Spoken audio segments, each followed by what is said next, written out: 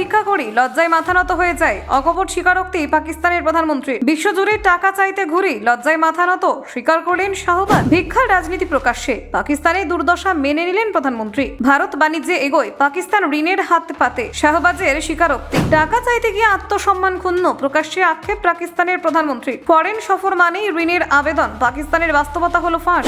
IMF এর ঋণে টিকে দেশ, লজ্জার কথা স্বীকার করলেন শাহবাজ। সেনা প্রধানকে সঙ্গে নিয়ে বিশ্বে ঘুরে ভিক্ষা, বিস্ফোরক মন্তব্য শাহবাজের।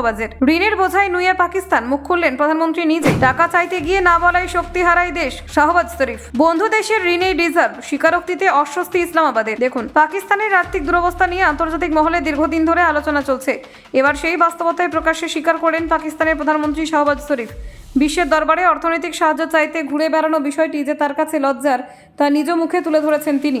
শুক্রবার রাতে ইসলামাবাদের রফতানিকারকদের সঙ্গে এক বৈঠকে এই মন্তব্য করেন শাহবাজ শরীফ। দেশের অর্থনীতির বর্তমান পরিস্থিতি তুলে ধরতে গিয়ে তিনি বলেন, সরকারকে বহু কঠিন সিদ্ধান্ত নিতে হয়েছে এবং সেই পথে চলতে গিয়ে নানান বাধার মুখে পড়তে হয়েছে। প্রধানমন্ত্রীর বক্তব্যে স্পষ্ট উঠে এসেছে পাকিস্তানের আর্থিক সংকটের গভীরতা। তিনি জানান, দেশের বৈদেশিক মুদ্রার রিজার্ভ আগের তুলনায় প্রায় দ্বিগুণ হয়েছে ঠিকই, কিন্তু সেই বৃদ্ধির বড় অংশ এসেছে বন্ধু রাষ্ট্রগুলির কাছ থেকে নেওয়া ঋণের মাধ্যমে। ঋণের এই নির্ভরশীলতা যে দেশের আত্মসম্মানে আঘাত করছে তা অকপটে মেনে নেন শাহবাজ শরীফ। তিনি বলেন, ঋণগ্রস্ত দেশ হিসেবে বিশ্বের সামনে দাঁড়ালে মাথা নত হয়ে যায় এবং অনেক ক্ষেত্রে নিজেদের ইচ্ছের বিরুদ্ধে সিদ্ধান্ত মেনে নিতে হয়। এই প্রসঙ্গে তিনি পাকিস্তানের সেনাপ্রধান ফিল্ড মার্শাল আসিম মুনিরের কথা উল্লেখ করেন। শাহবাজ শরীফ জানান, তিনি নিজে এবং সেনাপ্রধান দুজনেই বিভিন্ন দেশে গিয়ে আর্থিক সাহায্যের আবেদন জানাচ্ছেন, যা তাদের কাছে অত্যন্ত বিব্রতকর অভিজ্ঞতা। শরীফের কথায়, আমাদের লজ্জা লাগে যখন বিশ্বজুড়ে ঘুরে ঘুরে টাকা চাইতে হয়। এই স্বীকারোক্তি পাকিস্তানের রাজনৈতিক ইতিহাসে বিরল বলে মনে করছেন পর্যবেক্ষকরা।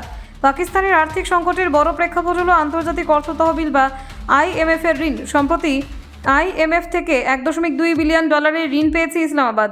আগামী দিনে আরও আর্থিক সহযোগিতা পাওয়ার সম্ভাবনা রয়েছে। তবে এই ঋণের বিনিময়ে কঠোর শর্ত চাপিয়েছে IMF। অর্থনৈতিক সংস্কার, ভর্তুকি হ্রাস এবং আর্থিক শৃঙ্খলা বজায় রাখার মতো একাধিক শর্ত মানতে হয়েছে পাকিস্তানকে।